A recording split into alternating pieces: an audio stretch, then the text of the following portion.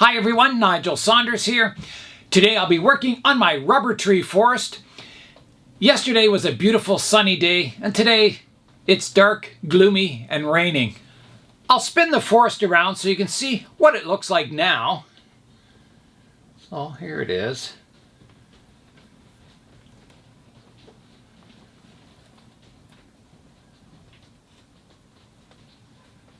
And back to the front. Let's go back in time now. Let's see how I started this forest, what the trees looked like then, and today we'll be pruning them. I've been developing these Ficus elastica bonsai for quite a while now, and today I'm going to combine them all into one pot and make a group forest planting. Here's a look at the pot I'm thinking of planting them in.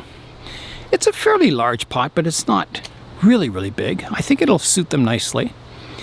And the trees have been growing really well. They're starting to get a bit of branching on them.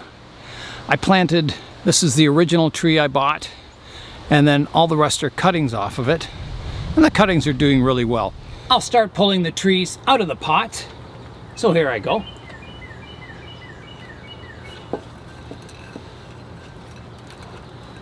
There's one. Lots of roots in there. Just give it a wiggle. I think it's going to come now. There we go. And again, lots of roots. I think I'm going to have to separate all the trees. I think it'll make it more versatile for my forest planting. I can always put them back in this type of arrangement, but I think I want to try them all separated and then try arranging the forest from there. So here I go. It won't be easy separating these. It'll be a bit of pulling. There's that tree separated. I'm interested, I can't remember, but I'm going to show you a clip of this tree when it was repotted last, because I can't really remember what it looked like. I'll have to go back and watch it. There's my drainage screen. Yeah, I want to see how it developed, because this is quite a wild root system, and I'd like to see what it initially looked like. So let's do that now. Let's go back in time and have a look at the tree when it was last repotted. So now we can plant the tree. And I didn't think it had grown much until I looked at that video and saw the small, tiny stick that I planted and how large it is now. I'm looking at the root base of this tree, and I've got several surface roots up here, and then midway down the roots I have another kind of, I wouldn't call it a radial set, but there's more roots down here. And then there's another set on the very bottom of the cutting. So I've got to decide which root plane do I want for my surface roots. If I want to make a taller tree, I would use the bottom ones and cut off all these ones up here. But I'm getting some root flare at the base of this trunk. So I think I'd better use these top surface roots as my root plane and remove everything below. So I'll do that. All right, here I go with the big cut now. So I'll come in here and just try and cut everything off. All right, here I go. Like that. So that removes a lot of roots and leaves me with a almost flat radial root base. Like that here. And a thick one here that needs to be cut back. Because this tree is quite top heavy and I don't have a lot of roots to anchor it into the soil, I'm going to do a lot of leaf pruning, removing some of the leaves to reduce the weight on the top of the tree. So here I go. So that's staying upright. I'll arrange the rest of the trees in order. The largest diameter trunk first, and then tapering to the smaller one. So this is my second thickest trunk. And then my third is here. The roots should flow and taper down into the soil. That's about all I can do. Let's have a look at the composition before I start filling all the soil in. So here it is. 2 groups of 3. A little bit of separation in the middle. I think it looks quite nice. It's hard to imagine it once it all starts growing in and gets a bit of a canopy up there, but Yeah, I think it's off to a good start. That was a look back at the development of this rubber tree forest. And you might notice that it's almost dark out now, and that's because I went and met Connor. Mike from the Toronto Bonsai Society rooted a large number of Tiger Bark Ficus cuttings, and they're giving them out to various club members, and each person is going to do something different with the ficus cuttings, so using a different technique to create a bonsai. I met Connor this afternoon, and he gave me the bag of cuttings, and everything's sanitized, and we didn't make any contact. We just talked to each other from our car windows, so it was quite safe, the exchange. So I have the cuttings here now, and I've got to come up with an idea of what I'm going to do with these cuttings to present at a future Toronto Bonsai Society meeting. Here's the bag of cuttings on the floor here, and I haven't opened them up, so I haven't seen these trees at all, so that will be the first thing I do is open them up. Now, it looks like they're leaking a bit of water here, but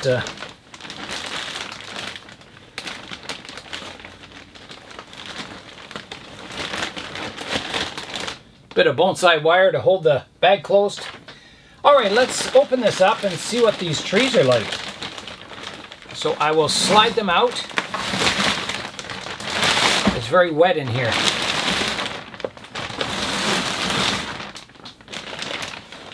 Okay, here they come.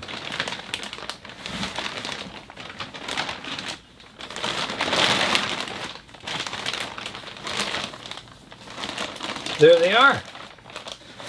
So definitely Tiger Bark Ficus cuttings. You can tell by the pointy leaves, and they're a smaller size than a lot of the other ficus varieties. So I'll get them up on the table and we'll have a look at them. Here's a look at the cuttings, and the first thing I'll do is get them all upright so they're not falling over. Bit of grass in that one.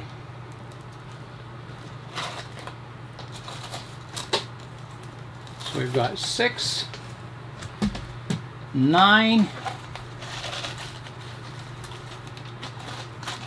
and 10. Well, that's not an odd number, is it?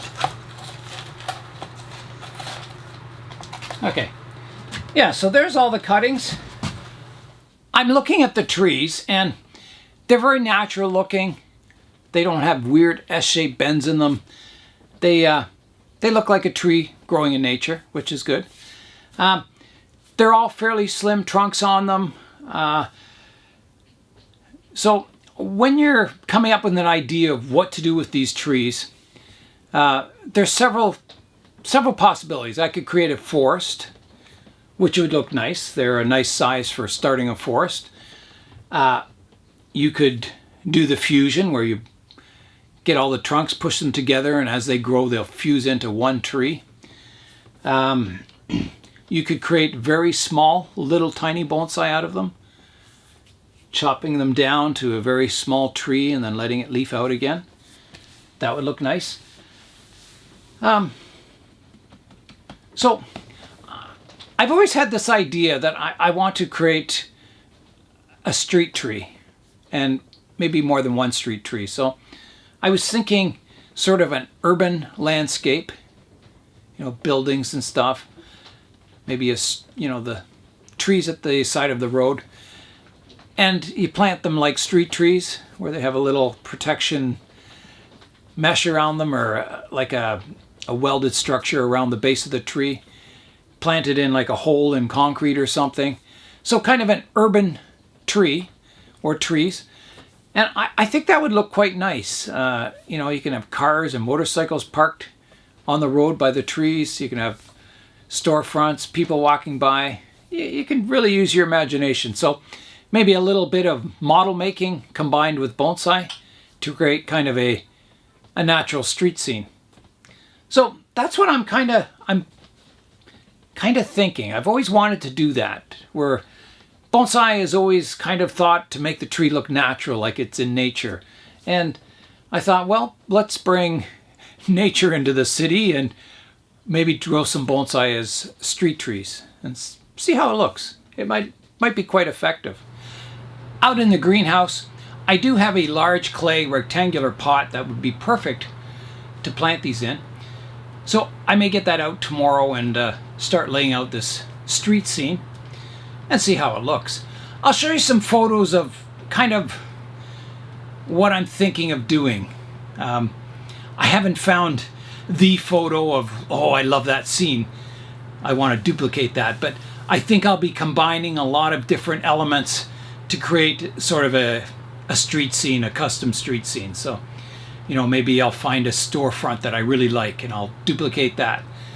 I'll find a sidewalk I really like and duplicate that. Maybe one with cobbles. And maybe I'll find an old motorcycle model or something like that that I can put in the scene and, you know, combine all these little elements together to create a realistic kind of street scene. It should be a lot of fun. I may even add lights so it can be viewed at dusk or at nighttime too. So it'll be a lot of fun. I hope you guys like this project because I think it'll be many parts to this series. In order to get the trees growing as fast as possible and as healthy as possible, I'll put the trees under the grow light for most of the time, so they'll get the prime spot underneath there. I don't have many lights in this room yet. I've only got one cord coming into the room, so I can't even plug in my grow light and have this light for filming on at the same time. I just don't have enough cords, so that'll be improved in the future, but this room is just still early in the works. So yeah, that'll be my next priority, is to get these underneath the grow lights so they remain really healthy and hopefully even grow. This will be a really exciting and fun project to do. I can hardly wait to see what the other people did with their ficus cuttings. I'm going to switch now back to the rubber tree forest and get it pruned up. I've got the rubber tree forest back on the turntable. I started a rubber tree a long time ago and it was getting very mature and just starting to look good. And I had it in the plant room over winter and we got really cold temperatures outside. And it was in a corner of the plant room that I guess didn't have very good air circulation and it froze and it died. So I was really sad to see that go, but I did learn lessons from it. I insulated the room better. I put a fan to circulate the air around in the room so it kind of eliminated cold spots. So something good came out of it, but I was disappointed to lose the tree. That's why I started more of them. I've got this forest and I have a clump style, a whole bunch of cuttings put together that'll form a big clump style tree. So I'm going to prune this tree now, and a general rule in bonsai is you let the tree grow till it gets 6 to 8 pairs of leaves, and then you can prune it back. So that way, as it's growing, it gains vigor. You prune it back, it has lots of energy, and it starts growing again. So yeah, you can look on your branches, and if they have 6 to 8 pairs of leaves, you know the tree is strong enough that it can take pruning back. On this tree, there's some shoots that are really vigorous, and they have lots of leaves on them, and I can prune them back. There's other shoots like this one in here. It just has 4 leaves on it, so that has to grow more before it gets pruned. All right, I'm going to begin the pruning now. So I'm going to start with this longest shoot here, and I'm trying to use directional pruning. So I'm looking for leaf scars. Some of these leaves lower down on the branch have already fallen off, but they do have leaf scars so I can see where they were. I've got one coming out this way, which is nice. Another one coming back here and one in here. So I think I'm going to take it off right here. So here I go. Just like that. So you can see all the leaves, really healthy, lots of vigor. You can see the red sheath of the leaf, a new leaf coming out. So these trees can be really colorful when it's got new growth coming out on them. So there's one pruned. There's another strong branch coming up here. And again, I'll prune that one, and I think I'm going to take it off right here. Just like that. There's one out the back that's also strong enough to be pruned. So I will take that one off right here. Like that. Just taking the tops off them. Now I've got to look around and see if there's any other branches that have lots of leaves. This one used to have a couple, actually about 4 down here. 5, 6, 7, 8, 9. So this branch is strong enough to prune back. And I think I'll go back to here, like that. And there's a leaf here I can take off, an old leaf. And another one here. It's at the base of a new branch. 1, 2, 3, 4, 5. This branch at the back has 5 leaves on it. It looks really healthy, and I think I'm going to take it back just because it's starting to overhang the edge of the pot, if you see it in that view, and it's taking up too much space on the bench. So it's plenty strong enough to prune it back. And I'm going to go right to here, taking that part off. So now it's much shorter.